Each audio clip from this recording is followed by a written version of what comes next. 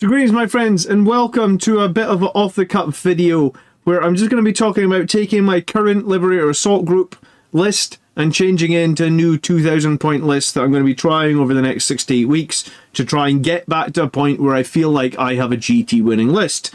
I would really like to win back-to-back GTs. I just bought my ticket for the next one in January. So we're going to take this list, this Liberator Assault list that I made called Suns Rise Again. It is undefeated. It has played 4 games, but I actually don't like it. And I'll tell you why I don't like it. And I'll tell you why I'm going to change things. And bear in mind, I have a different playstyle to probably a lot of you guys. So this is my playstyle for playing Blood Angels. And I'll tell you what I'm going to run, and there's going to be a bit of back and forth here because I'm not 100% sure what I'm going to be building yet, but I guess I'll try and talk over all the decisions I make so you can understand if you are struggling to build your first list, if you want to know like what's going on in my head when I'm building lists. That's what I'm going to be sharing today. So, if we are just meeting, my name is John, this is the Blood Angels Commander channel, and generally I am here every week on YouTube to tell you how to get to be a better Blood Angels player. So if that's something you're interested in, please do consider subscribing. So, my current list was running Astrath plus 10 Death Company Marines. I kind of think that they are an okay choice, but because I am also running Dante plus 6 Sangre Guard, that gives me 2 giant blobs of units. And that's a lot of investment in points, and I feel like you have to get a lot of value out of both those units to make it worthwhile, and I actually don't like running so many big units of jump marines, so I guess I'm going to be changing that. I've also been taking a repulsor in my list because I've been putting Dante plus the Sangre Guard inside. It hasn't worked out nearly as well as I'd hoped it would do. I thought what we could do is drive the repulsor forward in a bunch of games, and then have that really good threat range for Dante in that. And I feel like Dante in that threat range is usually good enough anyway. The repulsor is a bullet magnet, it gets killed. And most of the games I've played, it really haven't been able to get anywhere near 180 points out of value of it. So let's start by saying we do not like the repulsor. Yes, let's get rid of that. I've got single Predator Destructor in this list. I'm going to keep that for now. I think I do get value out of the Predator Destructors. I also really like both squads of Outriders. I think if we can keep them, I'd like to keep them. I think I always lose my Outriders in turn 1, but they always score me points, and points does mean winning games. So I'm going to try and hold on to the Outriders. I'm definitely going to hold on to Infiltrators. I just think they are the safest unit to put in the backfield and not have to worry about Grey Knight, Steep Strike, or any other shenanigans in the backfield. The Infiltrators are just the best unit for that. I've tried Heavy Intercessors, I've tried Intercessors. I always just think that, having tried all them, I'm on Infiltrators. Let's change this 10 Death Company. I feel like I'm going to change it into a 5. And if we are going to change it into a 5, then we are going to lose some weapon options. I think we're going to only get 1 Eviscerator. We are only going to get 1 Power Fist. I believe we're going to lose down 1 Infernal Pistol, because every 5 can have one of the following. We're going to lose 1 Plasma Pistol. Is that it? Invalid selection. Hold on a second. So we've got 1 guy with... It's confused me a little bit. Do you know what? It might be easier to just delete this squad and add it back in. Alright, we're going to add back 5 Death Company. I think that there is ways that they could improve this app when it comes to default loadout. I know there is a button you can press to add the default loadout. I think that's what I've got set. So default loadout is 5 heavy bolt pistols and 5 chainswords. For every 1 model, you can replace a heavy bolt pistol with a plasma, so let's do that. For every 5 models, we're going to replace a chainsword with an eviscerator. Let's do that. 1 model can take a power fist. Let's 100% do that. And then I think the last guy can take a power fist and an infernal pistol. I thought that's what I had. Maybe there wasn't enough chainswords there. Okay, so that's what that squad looks like now. So 1 eviscerator, 2 power fists, 1 plasma pistol, 1 infernal pistol. Right, I've been playing the Centurions. And I think Centurions are really interesting in that they do so much damage. I think in one of my games, the Centurions, I think in one of the games they actually took 10 mortal wounds and did nothing. It was ridiculous. Every transport around them exploded and every vehicle around them exploded. But in one of the games, I think the 150 points of centurions killed over 1,000 points of knights. They just went from knight to knight to knight, killing a knight every single turn. I think in one of the other games, the centurions were really, really strong into chaos as well. I think it was into Nurgle demons or something. But I think I'm going to lose the centurions because my thought with the repulsor was we would start the Sanguinary Guard in there, and then when they come out, we'd put the centurions in the repulsor. We'd try and use the repulsor to get the centurions across the board. It literally has never happened. The repulsor is usually dead. It's too hard to hide a repulsor. It's got the same problem as a Land Raider. So the centurions are basically on foot without transport. They move 4 inches. So as damaging as they are, and how useful they have been in some games, I'm going to remove them. I'm a little bit reluctant to. I'm going to keep the 6 Blade Guard if I can. I have my Blade Guard attached to this Chaplain, who has Fight First enhancement. The Fight First enhancement on the Blade Guard is one of the best things that we can do, because when the Blade Guard get charged, they can take +1 strength and +1 attack, so you can get 30 attacks. You can reroll hits of 1, meaning you make about approximately 23 hits. So you made 23 strength 6 hits when you're charged with +1 to wound. Against infantry, that is insanity, and against vehicles, that will still do a good amount of damage. So I really like the Blade Guard and the Fight First Chaplain, so I'm going to try and hold on to them. They weren't in the tournament list that I had before, but I'm going to try and hold on to them.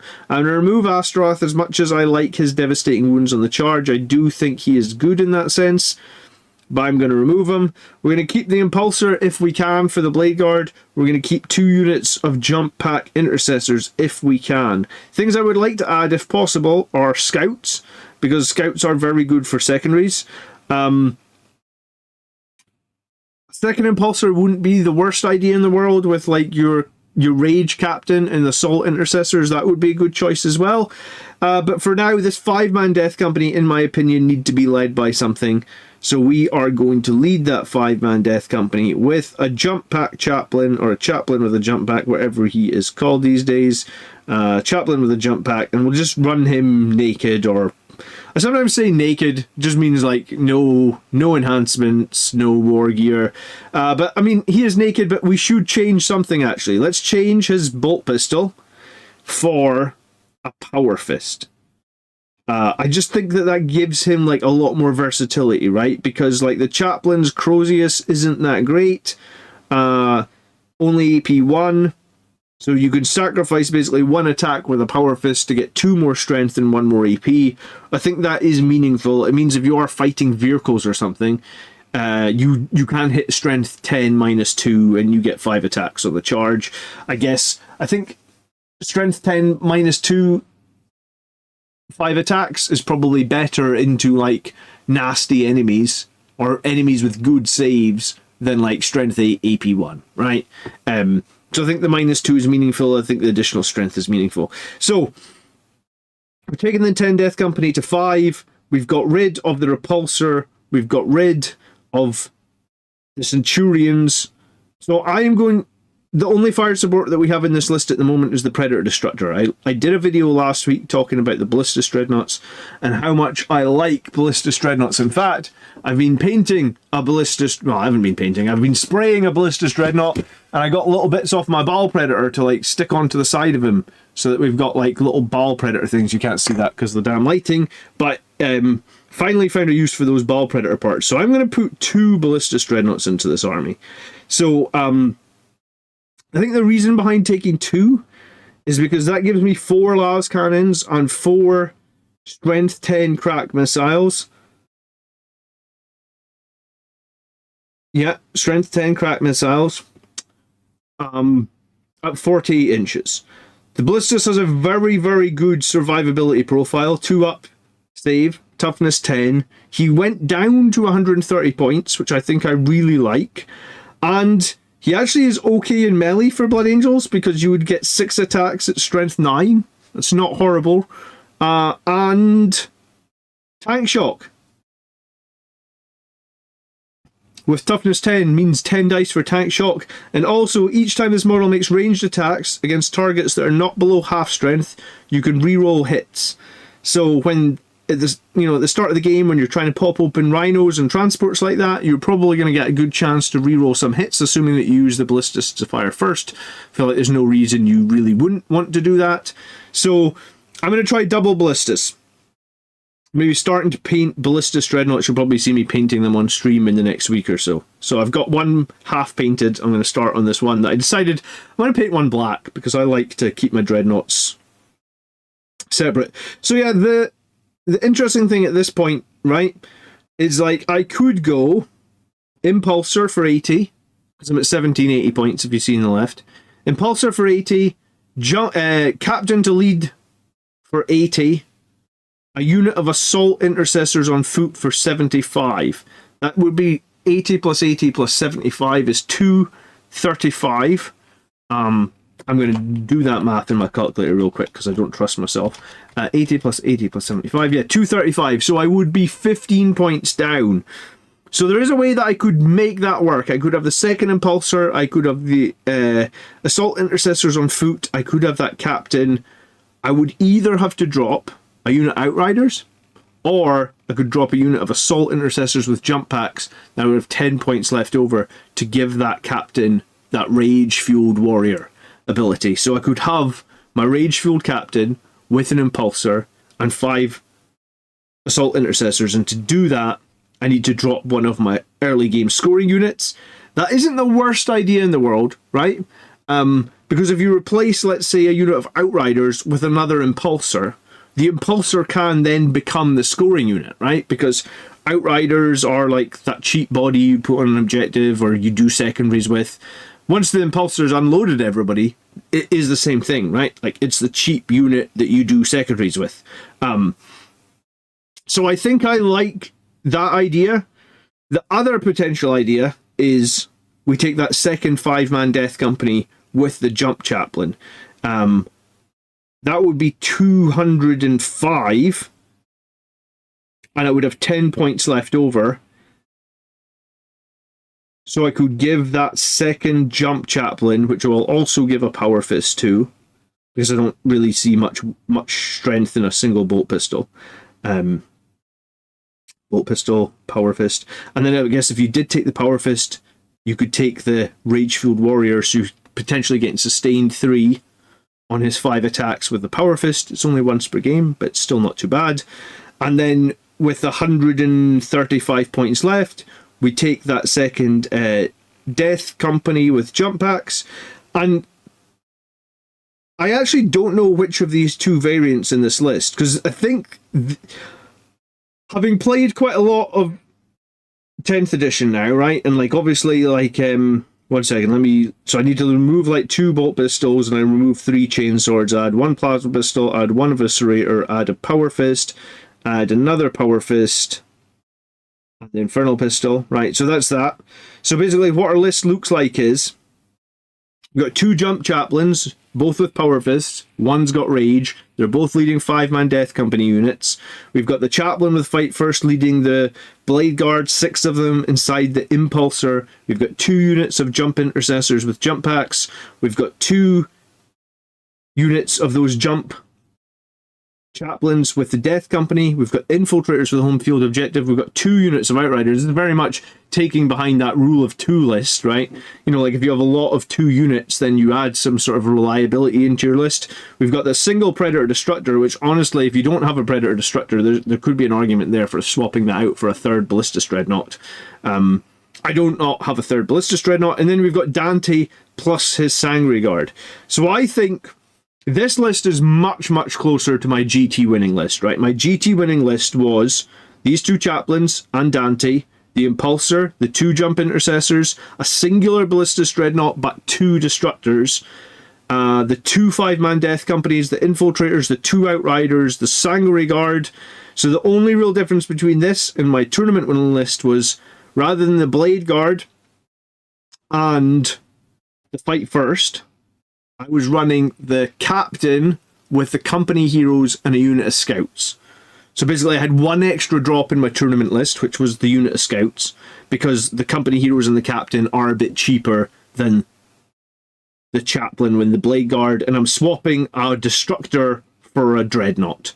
But, I mean, the Ballistus Dreadnought and the Predator Destructor are super similar. If anything, the Destructor might actually do a little bit more damage. The Ballistus Dreadnought's a little bit more survivable. If you watch my channel, you'll know that I do rate units that have survivability possibly a little bit higher than other people, and that's just the way I like to play it. It's why I probably prioritize Outriders in my list pretty heavily, because yes, Outriders don't do as much damage as Jump Assault Intercessors, but Outriders, you know, they got more OC, they've got more toughness, they've got more wounds, and sometimes you do just need something a little bit stronger to put on an objective and not die. And that was one of the reasons that I actually did the Captain plus Company Heroes and not the Captain plus Assault Intercessors. Assault Intercessors give your Captain a lot more damage. Company Heroes with the Captain are a lot more survivable, right? So, like, I tend to prioritize something more survivable. And that's just personal preference. You don't have to do that at all. I'm just telling you my thoughts behind it. Like, at some point in the game, I feel like I'm going to have to hold an objective with infantry. Would I prefer to hold it with, like, Company Heroes or Blade Guards versus Assault Intercessors? Well, of course, you're going to take the units that's more durable and has got better save if you can afford it, right? Same as, like, sometimes I need to trade an objective.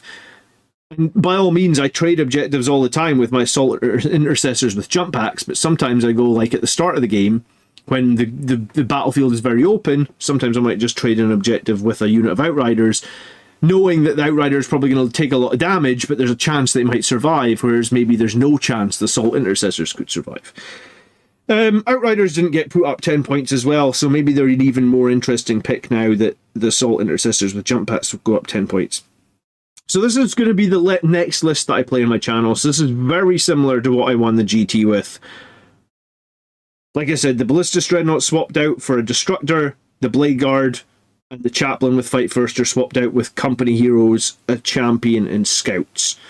So, if I don't like this, then I think the next situation will be to drop 5 of those Death Company with jump packs, bring in that second Impulsor, lose a unit of Outriders, and in that second Impulsor, we'll have the Captain.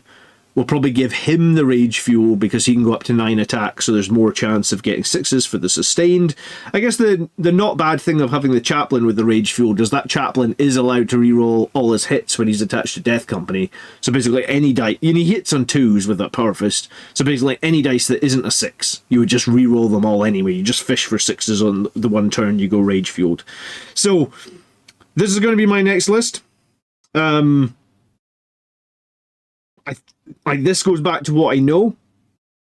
Whether or not I keep winning games with this, but I feel like this gives me the tools that I know that I potentially need and want. But if I have to, I think the next step would be to lose the unit of Outriders, lose the Chaplain with 5 Death Company Marines, and replace them with, like, the Rage Fuel Captain with a unit of Assault Intercessors with that Impulsor. I think that could be pretty strong as well. And if both those lists don't work out, then maybe I'll try and have like one more iteration before I go to this tournament in January. I think the key thing that I like to say when you play lists is to not throw everything away and start over. You know, like, you need to be making incremental changes, and you need to be playing with those incremental changes, and you need to also review like a unit over multiple games, right? Like, I felt like I've played the Centurions 4 times. I played the Repulsor 4 times. I think 4 times probably gives you enough, because, like, every single, like, the last game I played, my Blade Guard with Fight First did nothing. They actually never got into combat the entire game. All they did was walk around and sit on objectives and score points. But I had like 2 or 3 amazing games with them where their Fight First was super impactful. They did a low damage. They killed knights. They survived. The Storm Shields are pretty good, right? So it's like, I think that probably 4 is like a minimum number of games. If you play less than 4, you can't really get a feel for the unit, because every unit is going to have a bad game, I imagine, or every unit, they're just going to not be in the ideal position regardless of how hard you try. So I like to do a few iterations. And maybe you can change before 4 games, but like small changes, like 1 unit out, 1 unit in. Don't be like throwing everything away. But yeah, so this is obviously there's loads more breakdowns of how I play these lists and how I deploy, and all those sort of videos are on the channel. I'm going to link at the very end of this video my tactics playlist, which is basically a playlist of all the tactics videos I've made for 10th edition or the 10th edition tactics video, and that will give you, like, if you are needing to learn more about Blood Angels, literally you could watch every video on that tactics list and I'm sure you would learn something. If you haven't got the Games Workshop app, it's pretty good. You can build your lists in it. Once you've built your list up here, if you're playing a game, you can press this little skull at the top, and it goes into what is called the command bunker, which is basically like all your units, and you can just tap on anyone to get their data sheets. So while you're playing the game, you don't need to carry your codex around or flick through the codex. You can scroll to the bottom of the command bunker and read about all the stratagems, and it will show you the stratagems you can move in said phase. It's pretty great. And once you're at this point as well, you can click the little dots in the top corner and you can export your roster, and that will get your roster into a nice format, like, you know, like how I review army lists every Sunday. If you want to make your list here, and then you can just export it, copy it into the text file, dump it in one of my YouTube comments, and then I can review your list live on stream. Thank you so much for watching. If you do have any questions, obviously leave them down below. I do my best to answer them. Thank you so much for the support. Leave a like on this video. Subscribe if you want to see more Blood Angel stuff. I'll be back in the near future. Should be live tomorrow night. I'm going to be painting Death Company and a Ballistus Dreadnought apparently. And we should get back to a live game next week. So you'll be able to see this list in action next week. So that will be Wednesday the 13th. I hope you guys all have a great day. Enjoy the video. On Friday, we have the beer edition of the Blood Angels Codex Tactics video coming out. That is going to be a banger, so keep an eye out for that. I'll see you later this week, guys. By the blood are made strong. Peace.